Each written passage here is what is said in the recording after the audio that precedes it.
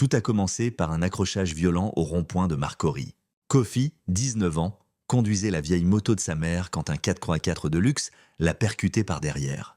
Klaxon hurlant, cris de témoins, Kofi à terre avec une entaille au bras. Le conducteur, un riche entrepreneur nommé Bamba, est descendu, a jeté un billet de 50 000 francs CFA par terre et a dit « Désolé gamin, prends ça et dégage ». Kofi a ramassé l'argent, les yeux brillants de rage et d'envie. Ce jour-là, il a vu la voiture de luxe de Bamba, une Mercedes flambant neuve, et a décidé qu'il en voulait une pareille.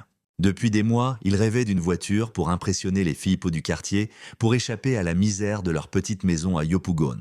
De retour chez lui, Kofi Banda s'appelait seul. Sa mère, Aminata, 42 ans, infirmière épuisée, rentra tard du dispensaire. Elle le gronda pour l'accident, mais Kofi ne l'écoutait pas. Il ruminait. Bamba et ses amis, un groupe de jeunes riches du quartier huppé, organisaient des fêtes folles. Kofi avait entendu des rumeurs. Il payait cher pour des expériences uniques. Une idée tordue germa dans son esprit. Le week-end suivant, Kofi invita Bamba et sa bande chez lui, prétextant une petite fête. Il drogua le thé de sa mère avec des somnifères puissants volés au dispensaire, assez pour la plonger dans un coma artificiel toute la journée. Aminata s'effondra sur le lit, inconsciente, vulnérable. En échange, Bamba promit 5 millions de francs CFA à Kofi, de quoi acheter la voiture de ses rêves. Juste pour s'amuser avec elle, avait dit Bamba avec un sourire carnassier.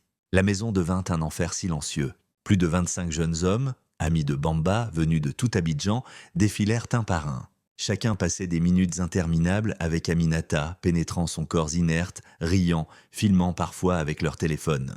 Kofi attendait dehors, fumant cigarette sur cigarette, comptant mentalement l'argent. L'odeur de sueur et de trahison emplissait la chambre. Aminata ne se réveilla pas, ne sentit rien, ou du moins, c'est ce que Kofi se disait pour apaiser sa conscience. À la fin de la journée, Bamba et ses acolytes partirent en riant. « Bien joué, petit. On t'envoie l'argent demain. » Mais demain vint, et rien.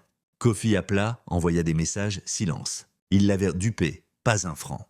Juste des moqueries sur un groupe WhatsApp. Le fils qui vend sa mère pour une bagnole. Pathétique. Kofi, furieux, brisa son téléphone. Aminata se réveilla le soir, courbaturée, confuse, avec des bleus inexplicables.